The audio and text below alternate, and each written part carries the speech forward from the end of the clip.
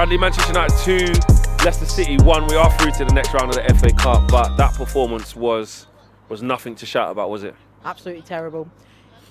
I'm happy we're through, but they're not tricking me this time. It's absolutely shocking. And Ruben Amorim, I fully back him, and he has to stick to his principles to get outplayed like that. That's not right. That's definitely not right. I fully, totally back him. I definitely think he could be definitely will be the one. But in this moment, that was really, really bad. And we've got the worst striker in the Premier League. I'm not even going over the top. Hojlund is absolutely terrible. He's like playing with 10 men. He can't hold up the ball. He can't shoot. He can't move. He's absolutely terrible. He makes Lukaku's touch like Berbatov's. Like, he's absolutely shocking. And there's a lot of things that didn't work today. I mean, Kobbie Mainoo got to play in the 10 today. Wasn't his best game. He was poor as well today. Poor, and I've called for Kobbie in the 10, but he was poor. I've got to be real about it. I still would like to see him play in the 10 because I don't want to. We can't be reactionary because he's played 2 games in the 10. One really, really good. One really, really bad. So let's see. He's not been good in the 8 either. So let's see with Kobbie. There's a player in there, but he's not really nailed down a spot in this Amorim system as of yet. So I don't really know where he plays at the minute, but we'll see. What did you make in midfield as well? I mean, Ugarte was next to Bruno today in the 6 positions as well. Got bypassed a lot, didn't we? He's lucky he didn't get sent off. Really, really lucky. We watched the game together. We was in that replay. He did a Martinez with that jump. I don't get why Martinez and Ugarte have been doing that kind of tackle. It's really, really stupid. It could really end someone's career doing a tackle like that because the momentum of jumping up with both feet, landing. If he lands on someone's ankle, that's their career done.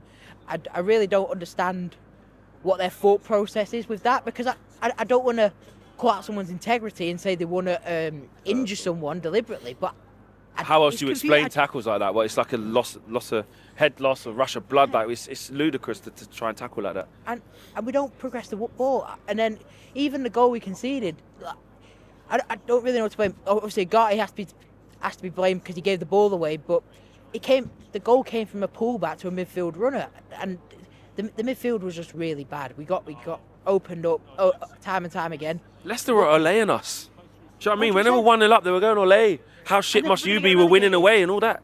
They're probably going to get relegated. Yeah. Most likely. This is a relegation team. Just like Southampton came here and did it. And to be fair, we're lucky we're not in a relegation fight. We're lucky that we're bad in this era, in this time now, because if this was 10 years ago, we might go down. Like, real talk, because some teams go down on 40 points. We're looking to get 40 points. This is how bad it's got. Yeah. The setup, Dorgu made his debut as well today. He's played on the right instead of the left.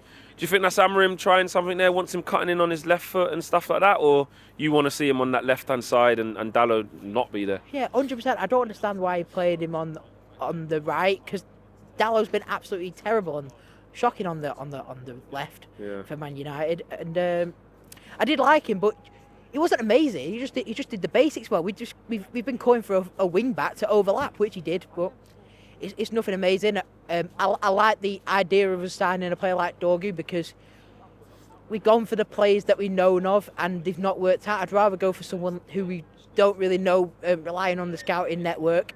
I do like this kind of signing, and I thought he had a good game. I don't think he was amazing, but the rest was so bad that he just done a couple of things where got a corner, won a couple of fouls just by trying to take someone, just doing some basics. Exactly.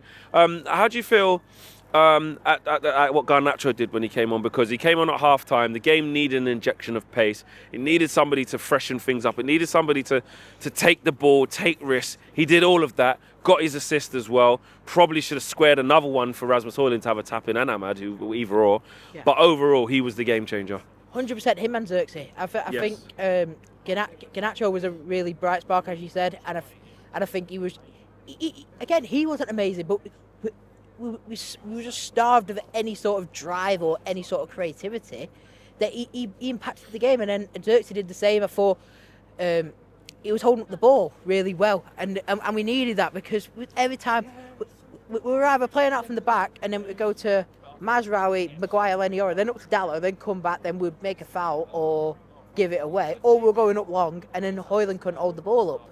So when Zirkzee came on, even though he came in the right 10, yeah, he did. It was going up to him, and he held up the ball a bit better, so he had a bit more of an outlet. The whole stadium was screaming. Was screaming Zirkzee's name, because it's that embarrassing. They're going, you know what, Zirkzee, at least you did something for us. Had a go, and exactly, and that's it. It's not amazing, but at least he had a go. Do you know what I like Zirkzee? I think he's a good footballer. I like his profile a lot. For me, I would sell Hojlund and keep hold of Zirkzee. But do you know what? I worry with how Ineos are with this cost cutting and all this nonsense that they're doing. I just feel like they're going to sell Zirkzee in the summer, and I think it would be criminal to do that. But because Hojlund cost 72 million, he's got the number 9 shirt and all this. I 100%. But I think we need a number 9. We need a quality number 9, and I think how Ineos will look, they will look at Zirkzee's more valuable and he was cheaper, so we'll sell Zirkzee to be able to get a top number 9. But really, I like Zirkzee. I think Zirkzee should be the second choice number 9 to be an understudy to someone who's someone like the top guy, or Harry Kane, someone like of that ilk, and go from there. And the goalkeeper, my God, he's terrible. He's terrible. He needs to go. And it's all of the same things. How can you have a situation where the two most important positions in the team, the goalkeeper and the number 9, both are rubbish? Exactly, and we've recruited heavily in there. Before you go, who's your man of the match? I'm going to go Garnacho, but Zirkzee's a good shout. Yeah, you changed the game. Big up.